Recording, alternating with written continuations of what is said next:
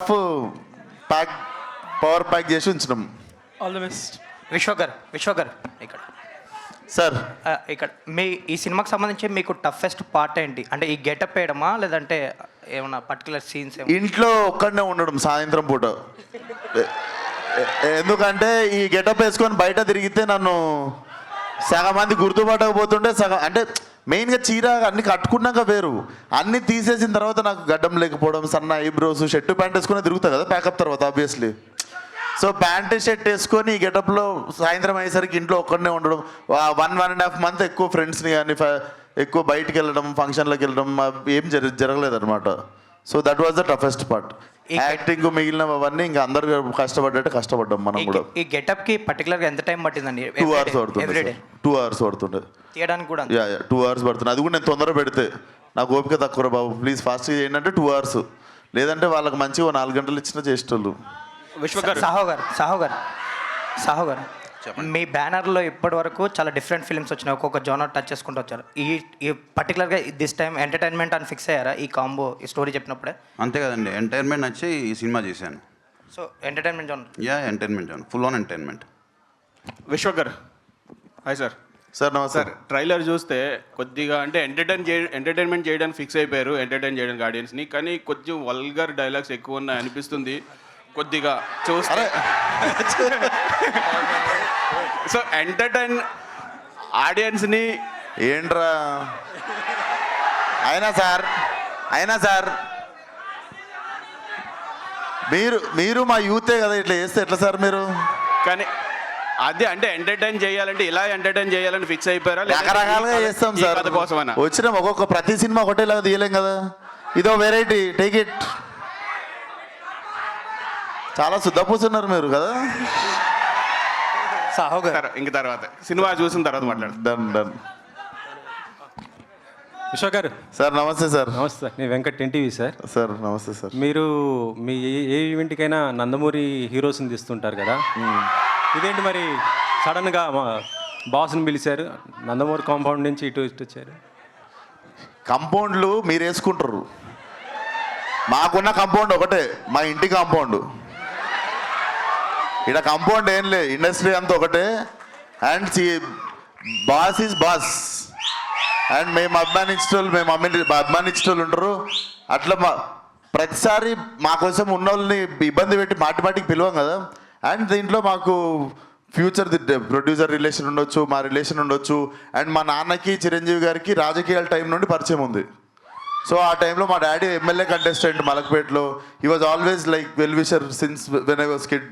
So రావడానికి 1000 కారణాలు ఉంటాయి. మీరేయకుండి కాంపౌండ్లు, ఆల్రెడీ అనవసరంగా లేని వాటికి అందరు హేట్రేట్లు పెంచుకొని ఒకరినొకరు ఏవేవో అనుకుంటారు. మీరు ఇంకా ఇట్లాంటి డైల్యూట్ చేయండి, కానీ మీరు వచ్చి మళ్ళీ ఇంకొకటి పెట్టకండి మొదల. This is very clean place. మా అందరం చాలా మంచి ఇంటెన్షన్తో ఒక సినిమాని ప్రమోట్ చేసుకోవడం కానీ, ఫంక్షన్కి పిలవడం కానీ చాలా పెద్దరిగా చాలా మర్యాదతో మేము పిలుస్తాం. మీరు వచ్చి దాన్ని మెల్లగా దాంట్లో ఏం ఏకూరు దాంట్లో అంతే. ఓకే సరే, గతంలో రాజేంద్ర ప్రసాద్ గారిది మేడం వచ్చింది, ఎస్ ఆల్రెడీ చూశారు, యాజ్ డీజ్ సేమ్ అలాగా ఉంది. ఇప్పుడు లైలా ఇలా చేస్తున్నారు, దానికి ఇక్కడ థియేటర్లో అంటే ఆ కెమెరాలు వెనక స్పేస్లో ఉన్నోళ్ళలో హార్డ్లీ నాకు తెలిసి 4-5 చూస్తుంటారు. 2 దశాబ్దాలు అయిపోయింది ఆ సినిమా వచ్చి. సో ఈ ఇప్పుడు అందరిని అదే క్యాసెట్ వేసుకొని చూడమందామా? వీళ్ళకు కొత్త క్యాసెట్ చేయాలి కదా. ఇప్పుడు సోషల్ మీడియా, వీళ్ళ కోసం టీవీలు ఉన్నాయి, అన్ని వస్తూనే ఉంటుంది, అది రిపీట్ అవుతూనే ఉంటుంది. సార్ కామెడీ సినిమా వచ్చిందని నెక్స్ట్ కామెడీ సినిమా చూడమా? ఈ జానర్లో సినిమా వచ్చి 2 దశాబ్దాలు అయిపోయింది. రెఫరెన్స్ మీరు వాడుకున్నారంటున్నాను. రిఫరెన్స్ ఏం వాడలేదు సార్, నేను ఊహ తెలియని టైంలో చూసిన సినిమాలు అవి. బట్ నేను ఈ జనరేషన్కి ఇప్పుడు ఉన్న ఫిల్మ్ మేకింగ్కి కానీ, ఇప్పుడు రైటింగ్కి కానీ, ఇప్పుడు ఉన్నవన్నీ వాడుకొని మేము ఎట్లా చేసినాం అన్నది I wanted to fill this gap అన్నట్టు. తెలుగులో వచ్చి టైం అయిపోయింది సినిమా. కోయి ఈ పాట కొద్దిగా అంటే ఇది ఒక మతానికి వాళ్ళు ప్రేయర్ చేసుకునే దాన్ని మీరు ఇలా వాడటం ఏంటి? అసలు కాదు సార్, అసలు కాదు. మీరు వెళ్ళి రీవిజిట్ చేయండి ఆ వీడియోని. మీరు మాట్లాడిన తప్పైతే మీరు కరెక్ట్ చేసుకోండి. అది డెఫినెట్లీ ఒక సరదాగా మనిషి. అండ్ మాకు డైరెక్ట్లీ ఆ మనిషితో మాట్లాడడం జరిగింది. ఆ మనిషి మాకు మీరు పెట్టుకున్నారు, గుర్తించారు, వీఆర్ వెరీ హ్యాపీ అని చెప్పి ఆ మనిషి మాతో మాట్లాడడం జరిగింది. సెన్సిబుల్ టాపిక్స్ అస్సలు టచ్ చేసి మీరు అనవసరంగా వేరే రీజనల్ చేయకండి సార్. ఓకే. Not right. ఎందుకంటే మనం రెస్పాన్సిబుల్గా ఉన్నామంటే మనం ఫస్ట్ ఆఫ్ ఆల్ ఒకటి బ్యాడ్ జరగడానికి మనము రీజన్ కాకుండా ఉండడమే పెద్ద హెల్ప్. ఆ హెల్ప్ చేయండి చాలు. ఓకే. సాహు గారు నెక్స్ట్ మీరు చిరంజీవి గారితో సినిమా చేయబోతున్నారు కదా, అంటే అనిల్ రావిపూడి ఆయన మేకింగ్ మొత్తం కూడా కామెడీ ఎంటర్టైన్మెంట్ ఉంటుంది. ఆ జోనర్లో ఉండబోతుందా లేకపోతే ఇంకా నెక్స్ట్ ఏమన్నా? సేమ్ అనిల్ జాన్లో సినిమా అండి. Anil genre same commercial cinema. ఎప్పటి నుంచి స్టార్ట్ అవ్వబోతుందండి? ఒక 4 months తర్వాత స్టార్ట్ అవుతుంది. సాహు గారు, ప్రొడ్యూసర్ గారు సాహు గారు హాయ్ అండి. హాయ్ అండి. సార్ ఈవేళ రేపు చిన్న సినిమాలు చిన్న సినిమాలు మీడియం సినిమాలకి ఏంటంటే ప్రొడ్యూసర్లు కొద్దిగా ఇబ్బంది ఉంటుంది. ఈ ప్రొడ్యూసర్లకి కొద్దిగా ఇబ్బంది ఉంటుంది. ఈ ఓటీటీ ప్లాట్ఫామ్లతో మాట్లాడుకుని డేట్లు వేయడం అయ్యింది ఇబ్బంది.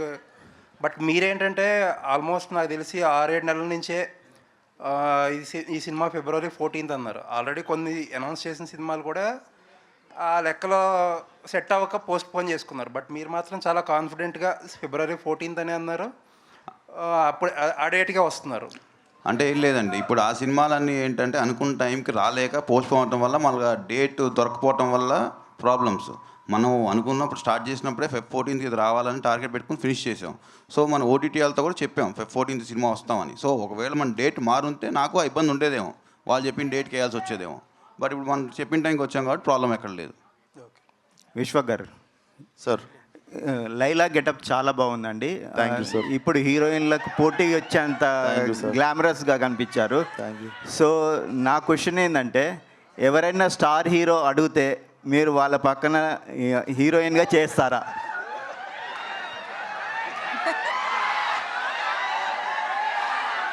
చేస్తాను సార్. ఎవరితో చేస్తారు? అడిగినప్పుడు చెప్తా సార్.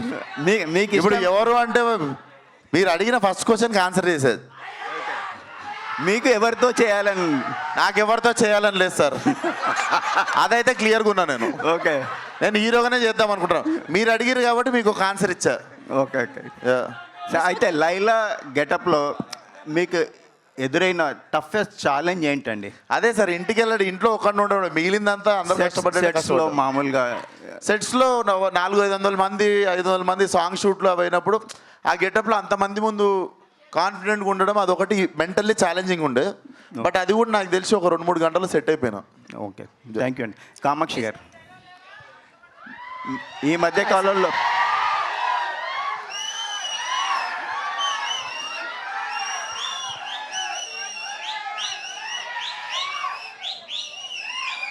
అడక్కడక్ ఒక్క క్వశ్చన్ అడుగుతున్నారు, అడగనివ్వండి. ఈ మధ్య కాలంలో మీరు ఎంచుకుంటున్న క్యారెక్టర్లు చాలా బాగుంటున్నాయండి. సార్, లైలాలో మీ క్యారెక్టర్ ఎలా ఉండబోతుంది? మీరు ఒప్పుకున్నారంటే దానికి ఒక ఇంపార్టెన్స్ ఉంటుంది. ఈ సినిమాలో మీ క్యారెక్టర్ ఎలా ఉండబోతుంది? Definitely it's a surprising element sir ఫిల్మ్కి. If you see teaser and ట్రైలర్లో కూడా you have not seen me anywhere. So చాలా సర్ప్రైజింగ్గా ఉంటుంది. కామాక్షి అంటే చాలా ఇంటెన్స్ రోల్స్ అని ఒక మార్క్ ఉంది. I've taken up something very challenging as an actor నాకు. So all credits to Ram Narayan. Director గారు, కామాక్షి వస్తా టీజర్లో కానీ ట్రైలర్లో కానీ చూపించకపోవడానికి కారణం ఏంటండి? లేదు, చూపించకపోవడానికి కారలేదండి. అది సర్ప్రైజ్ ఎలిమెంట్ థియేటర్లో చూస్తే బాగుంటుందని చెప్పి ఆపేమంతే. Okay, thank